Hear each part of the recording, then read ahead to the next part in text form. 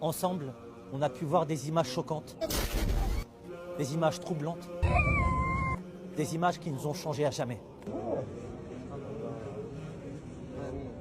S'il est important de rappeler que tout n'a pas commencé le 7 octobre et que par votre mobilisation, le narratif israélien n'est plus crédible et n'est plus audible dans le monde, il est d'autant plus important de tirer toutes les conclusions de ce qui nous a laissé dans l'impuissance. Commenter ces images douloureuses et horribles qui nous affectent chaque jour n'est plus possible. Ça n'est plus une option mais une nécessité absolue de repenser nos fondations pour ne plus être spectateurs lorsque la communauté vit des crises majeures. L'opinion publique a compris que la bataille était avant tout une bataille financière. Et vous avez décidé de boycotter.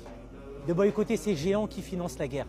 Ces financiers qui ont décidé de participer à la croissance économique d'Israël et son projet de colonisation dans les territoires palestiniens.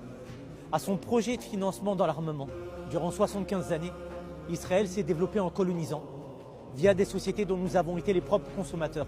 Des sociétés qui ont appauvri, exploité des populations les plus vulnérables, abusé de la détresse de certaines personnes et qui ont créé de la pauvreté.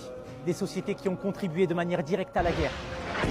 Des sociétés qui nous ont utilisés, qui ont utilisé notre argent. Des sociétés qui investissent de manière tentaculaire via d'autres sociétés et qui génèrent du profit. Le boycott est bien, mais pas suffisant.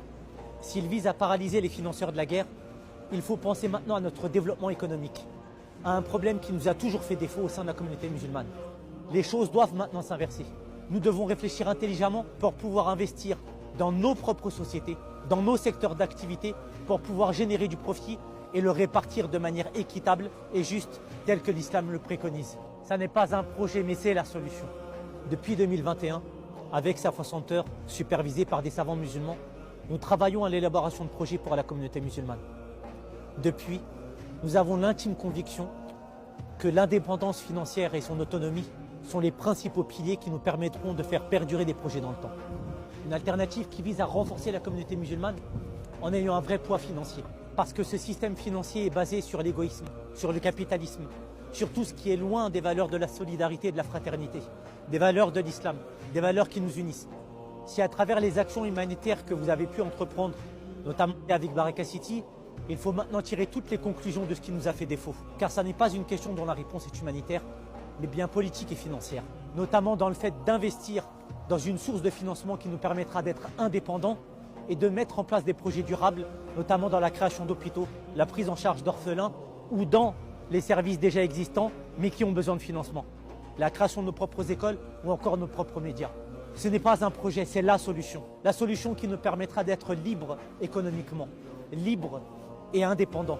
Vous avez la possibilité de construire avec nous ce nouveau schéma financier. Un schéma financé par la communauté, pour la communauté, au profit de la communauté. L'idée est de faire perdurer le boycott dans le temps. Il nous faut maintenant agir de manière concrète parce que l'ensemble de ces massacres ne peuvent pas rester sans conséquences.